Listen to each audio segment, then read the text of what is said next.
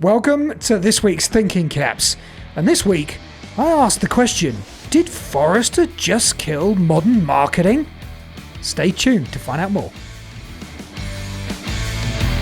Okay, Rich, I love this.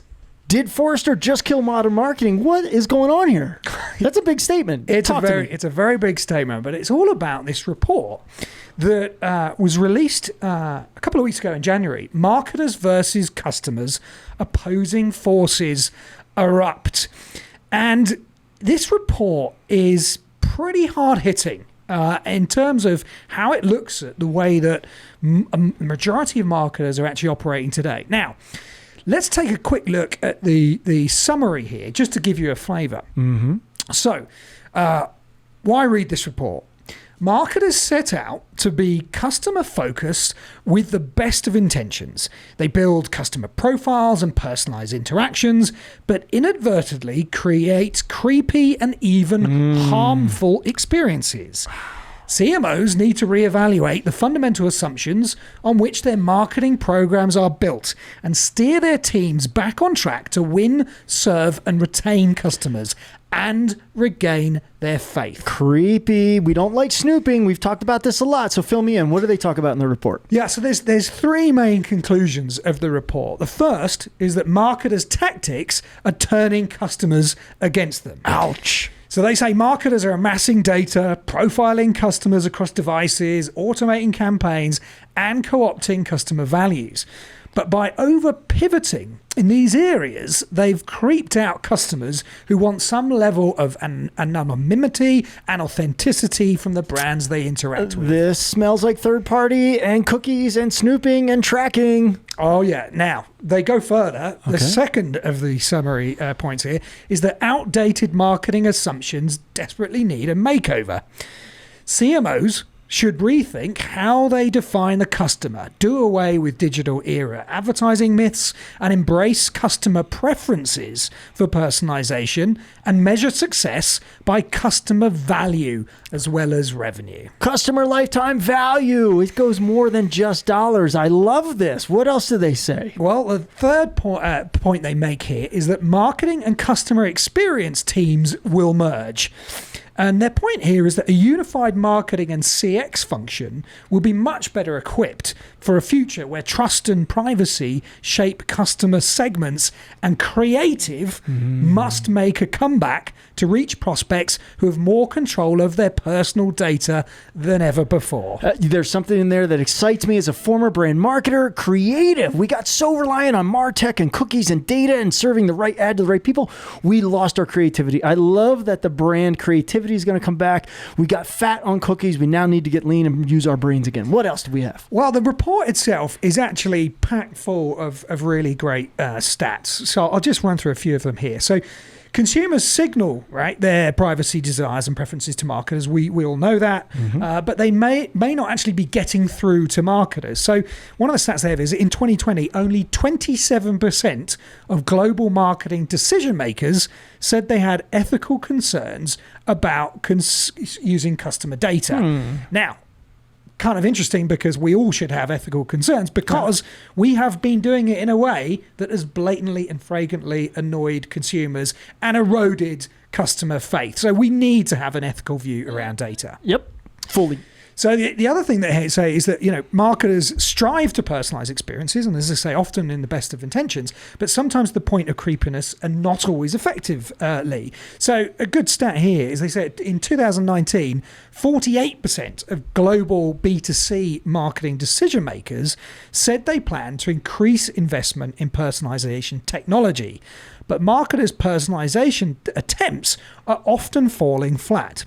And here's an example of that. While marketers' top tool is email, only 5% of US consumers say email offers are usually well-timed to their needs. So it would seem that there are a lot of challenges for marketers in being able to do personalization effectively and in a way that doesn't actually annoy consumers. You know what? There is another Thinking Caps episode that these people, our viewers, don't even know exists yet, but it talks exactly about this. Right time, real time, getting the real time data, having the research, the tools, the engines, the technology to act in the right moment, be where the customer is. So we got another one for you on that, but I love this. So we got a suggestion here. Okay. Firstly, any of our viewers can come on to CHEETAHdigital.com and actually download this Forrester report for free. Get out of here. To learn more about these for these free. Points. For free? Oh yeah. Wow, what a bargain. We do our best. And then the second bit is another free thing: is sign up for the 2021 Digital Consumer Trends Index report that we commissioned with eConsultancy, which digs into, among other things, what are the personalization tactics that consumers think is either creepy or cool? Must know information given this particular report from Forrester. I love this, and I can't wait for that. That March 9th event, we're prepping for it now, is going to be amazing. 5,000 respondents, 6 countries. You're going to get the full entire download of all the raw data, as well as findings, facts, stats, and real rubber meeting the road. How do you actually take that stack and make it meaningful for you? Now, there's 3 other areas in the Forrester report that I wanted to highlight. Obviously, you need to go download the reports because there's a lot more in here than just these the summary and these three points. But just to whet the appetite. So the first thing I wanted to talk about was that they say marketers, of course, stitch together customer profiles, often based on precarious connections that can harm customer relationships and be seen as creepy or inaccurate. Happens all the time. Happened to me today. I got an email from a brand who was promoting something in Houston, Texas. I guarantee I was flying through a hub or something. They took that data from me in a third-party way and think I'm in Houston, Texas. I'm in Denver. I've been in Denver for months. So there you go. 100%. And now they make the point that actually with the deprecation of cookies and with the identifier for advertisers, the IDFA by Apple essentially being rendered useless, that marketers now have to take new approaches to collecting and assembling customer data to drive personalization. I mean, we have so many resources on telling you how to get the data that you need from consumers. Explicitly declared, opted in, direct from John Doe, Jane Doe, Sue, etc.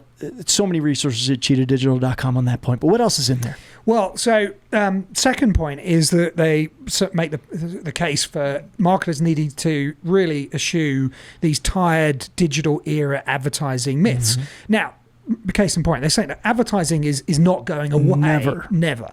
Consumers still want free access to the internet. They want publishers need ad dollars. Marketers need to sell products. Of course, advertising is not going away, but the value exchange inherent in advertising is no longer working for consumers, is the point from Forrester, upending the balance that advertisers, publishers, and consumers have mutually enjoyed for years. So their suggestion is that advertisers must evaluate the value exchange for consumer engagement, for consumer data, and for consumer purchases and business right the way across the customer life cycle.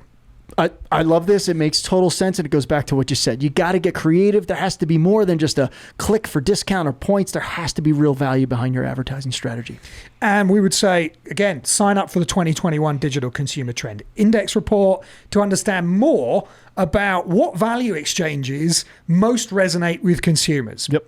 And then lastly, the third thing that Forrester talks about here in the report, which I just wanted to highlight, is that they recommend finding and delighting and expanding your base of devotees. And the reason why is that they say that a lot of this disruption in ad tech, in the absence of a meaningful growth strategy, marketers are often tempted by any incremental audience, right? So they flood markets with generic creative and can irritate viewers and interrupt them with, relatively uninteresting messages, like your example from Houston. Yep.